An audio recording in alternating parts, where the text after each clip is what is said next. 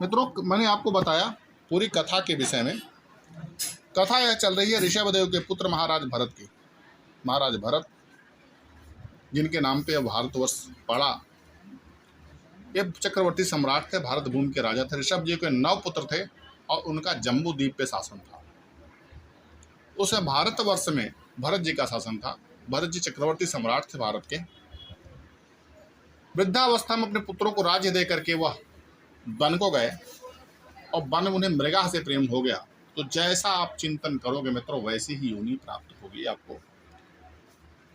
तो मृग से मोह के कारण जो है भरत जी को मृग होना पड़ा।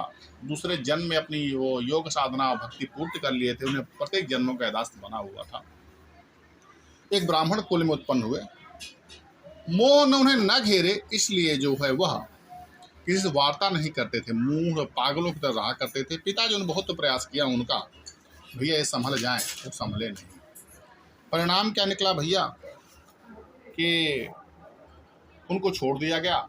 एक दिन रहुगण जो राजा सिंध देश का था, सौवीर देश का राजा रहुगण था, वह कहीं जा रहा था।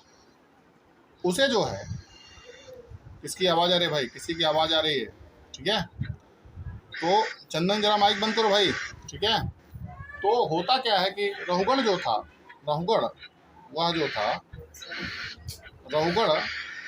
जब यात्रा कर रहा था, चंदन जरा माइक बंद करो।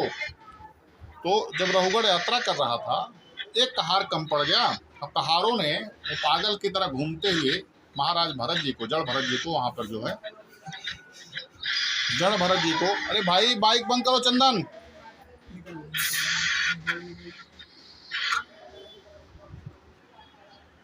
माइक बंद करो चंदन। तो जड़ भरत जी को जो है उन्होंने पकड़ कर कहार के रूप में लगा दिया।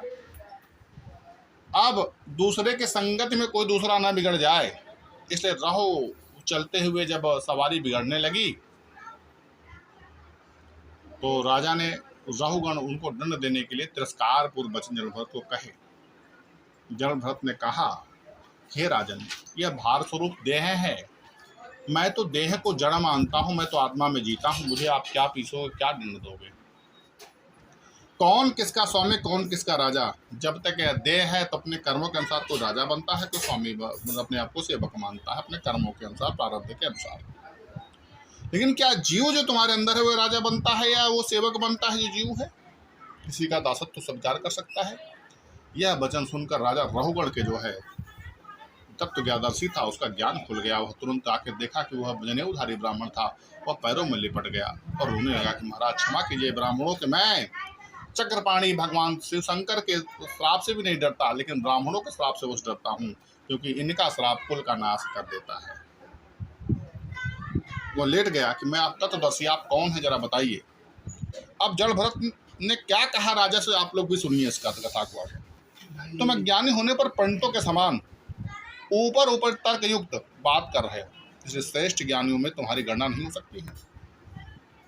जड़ भरत ने साफ शब्दों में कह दिया कि मुंह का ज्ञानी, शास्त्रों का पंडित, जिसने आत्म शास्त्रों के नियमों को अपने जीवन में नहीं उतारा है, वो कभी ज्ञानी नहीं हो सकता। ज्ञानी बनने को ढोंग कर सकता है बस।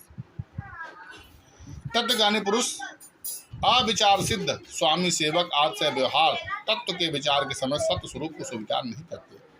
जो तत्वज्ञ होता है, जो आत्मा के तत्व को जानता है, तत्व 2 तरह के होते हैं भैया, आत्म तत्व, परमात्म तत्व। आत्म तत्व में 24 तत्व से शरीर का निर्माण होता है। परमात्म तत्व में परमात्मा के विषय में ज्ञान। जो तत्वज्ञ होता है वो संपूर्ण सृष्टि में भगवान के सिवा दूसरे को नहीं देखता, इसको समझ लीजिए। और जो हर जीव में भगवान को देखता है, कैसे सेवक, कैसे स्वामी किसी को मान सकता है? तो जो डींग मारने वाले लोग हैं मित्रों, जो बड़ी बड़ी डींग मारते हैं, बड़े बड़े ढकोसलेबाजी करते हैं, उनके लिए अपने आप को ज्ञानी कहना बड़ा आसान है। मुंह खुला बोल दिए ज्ञानी बन गए ना। ज्ञानी वो है जिसको वास्तविक सत्य का ज्ञान है, संसार क्या है, माया क्या है, जीव क्या है। जब तक इसका ज्ञान आपको नहीं होगा तब तक आप ज्ञानी नहीं है। भले शास्त्रों के प्रवक्ता बन जाए, भले आप अपने क्षेत्र में कुछ भी कर लो। विद्या 2 तरह की होती है, एक जीव को उपार्जन करने वाली, एक आपके जीवन को पार लगाने वाली। जीव को उपार्जन करने वाला पशु भी कर लेता है, पशु पक्षी भी कर लेता है, तुम भी वही करोगे। शरीर त्यागने के बाद अधोगति तय है कर्मों के अनुसार। या उच्च लोगों की प्राप्ति है, लेकिन मुक्ति नहीं संभव है। मुक्ति कब संभव है मित्रों? मुक्ति आपको तब संभव है जब आप तत्व को जानेंगे, आत्म तत्व को जानेंगे। अच्छे कर्म कर रहे हैं, अच्छे लोगों की प्राप्ति हो जाएगी। यज्ञ आदि कर रहे हैं, अच्छे लोगों की प्राप्ति होगी। दान दे रहे हैं, राजा बनकर पैदा होंगे। लेकिन क्या आवागमन के साधनों से मुक्ति होगी? यह विचारणीय प्रश्न है। लौकिक व्यवहार के समान वैदिक व्यवहार सत्य नहीं है। जो आप लौकिक व्यवहार देख रहे हो वो वैदिक व्यवहार भी सत्य नहीं मानते हैं। क्यों? क्योंकि यज्ञ विधियों द्वारा उच्च लोगों की प्राप्ति होती है। यज्ञ विधि विस्तार से व्यस्त है, राग द्वेष दोषों से रहित शुद्ध तत्व ज्ञान की पूरी अप्राय अव्यक्त प्राय उनसे भी नहीं हुई है। वैदिक विधियों में उच्च लोगों की प्राप्ति का साधन बताया गया, धन की प्राप्ति का साधन बताया गया, पुत्र प्राप्ति का साधन बताया गया, लेकिन तत्व ज्ञान की चर्चा नहीं हुई है। जिस ग्रहोचित यज्ञादि कर्मों को प्राप्त होने पर स्वर्ग आदि का स्वप्न के समान हेय जान पड़ता है, उसे तत्व ज्ञान कराने में साक्षात उपनिषद वाक्य भी समर्थ नहीं है। तत्व ज्ञान कराने में उपनिषद वाक्य भी समर्थ नहीं, ऐसा जड़ भरत जी कहते हैं। जब तक मनुष्य मन सत्व रज तम तमोगुण के वशीभूत रहता है, तब तक बिना किसी अंकुश के ज्ञानेन्द्रिय कर्मेंद्रिय शुभाशुभ कर्म करता रहता है। जब तक आप शरीर को अपना स्वरूप मानोगे, जब तक रज तम सत गुणों के चक्कर में पड़े रहोगे, जब तक भगवत भजन नहीं करोगे, तब तक आप जो है इस चक्कर में पड़े रहोगे। यह मन वासना में विषयासक्त गुणों से प्रेरित विकारी भूत इंद्रिय 16 कलाओं से युक्त है। ये मन सहित जो शरीर बना हुआ 16 कला युक्त है। कितने कला युक्त है? 16 कला युक्त है भैया। इसे धारण करके शरीर उपाधि भेद उन्मत्त अधमता के कारण प्राप्त होता है। इसे धारण करने के लगता है मैं हूँ, ये जो भ्रम है हमारा। राम पांडे गुरु जी हैं, फर्स्ट चॉइस हैं, सुख भोग रहे हैं, यही अधमता हमारी है। वास्तविक सत्य है कि हम माया है। क्या है ये? हम माया। ठीक है, माया मन संसार चक्र के छलने वाला है। यही देह का अभिमान जीव से मिलकर उसे काल क्रम को प्राप्त हुआ सुख दुख के अतिरिक्त भी मोह रूपी असंभावी फलों के व्यक्त करता रहता है। यही देह का अभिमान मैं हूँ, यही अभिमान जीव को अनेक योनियों में ढकेलता रहता है। क्या करता है? जीव को अनेक योनियों में ढकेलता रहता है। जब तक यह मन रहता है तभी तक जागृत स्वप्न अवस्था में व्यवहार प्रकाशित होकर जीव दृश्य बनता है। कि जीव है दृश्य, आत्मा से जो चलने वाली भैया। इसलिए पंडित जन मन को ही त्रिगुणमयी अधम संसार का गुणातीत परमोत्कृष्ट मोक्ष पद कारण बताते हैं। मन ही चाहे आपको अधोगति में डाल दे और मन ही चाहे सदगति प्रदान कर दे, मन ही चाहे मोह में डाल दे और मन ही चाहे आपको सदगति में डाल दे। इसमें कोई दो राय नहीं है मित्रों। इसको आप लोग समझ लीजिए। क्या है?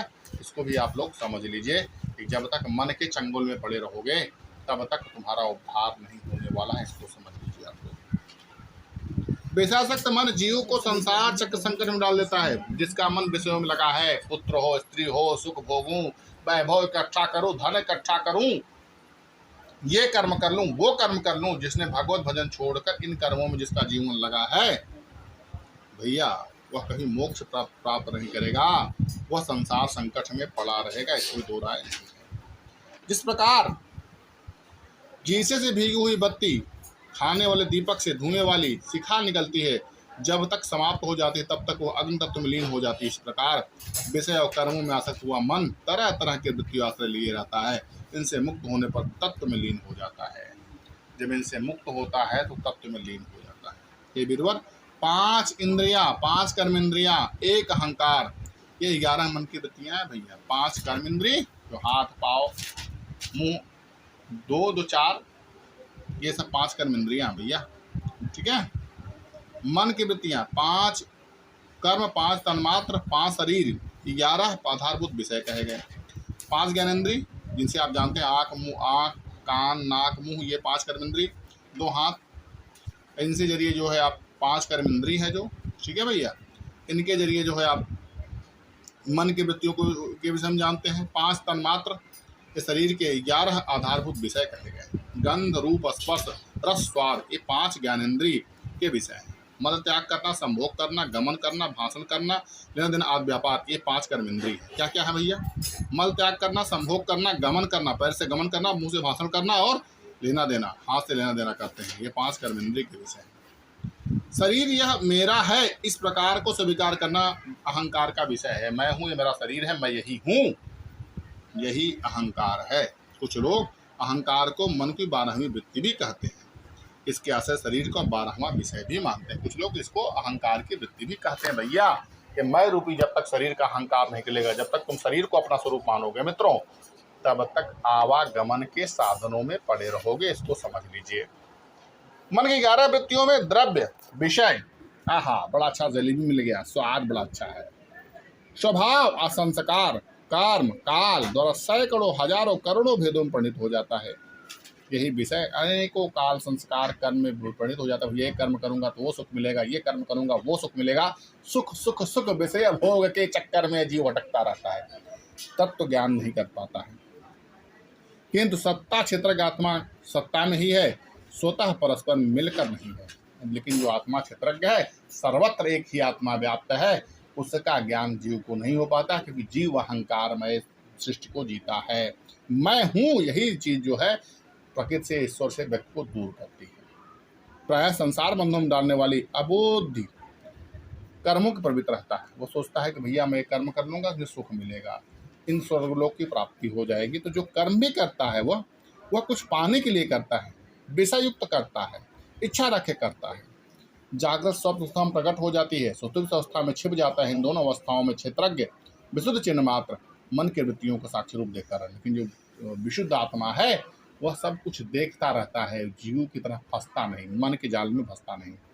यह क्षेत्रज्ञ परमात्मा सर्वव्यापक जगत का अधिकारण, ये क्षेत्रज्ञ ही परमात्मा है। परपूर्ण, अपरोक्ष, स्वयं प्रकाश, अपने प्रकाश अजन्मा, ब्रह्मादि का भी नियंता, ब्रह्मा आदि को भी बनाने वाला है। ये क्षेत्रज्ञ जिसको प्रत्येक कण कण में व्याप्त है। ठीक है भैया। सबके अंतःकरण में रहकर जीवों को प्रेरित करने वाले समस्त भूतों का आश्रय भगवान वासुदेव ही है। इसी का नाम वासुदेव है। क्षेत्रज्ञ आत्मा है, इसी का नाम वासुदेव है। जिस प्रकार संपूर्ण स्थावर जंगम प्राणियों में, चाहे स्थावर हो चाहे जंगम प्राणियों में, प्राण रूप प्रविष्ट होकर उन्हें प्रेरित करता, उसी प्रकार यह परमेश्वर भगवान वासुदेव सर्व साक्षी आत्मा स्वरूप में संपूर्ण प्रपंचों से उत्प्रोत है। यही वासुदेव जो प्रत्येक कण कण के साथ साक्षीभूत हैं, वही सभी इस जगत के जो है स्वरूप हैं।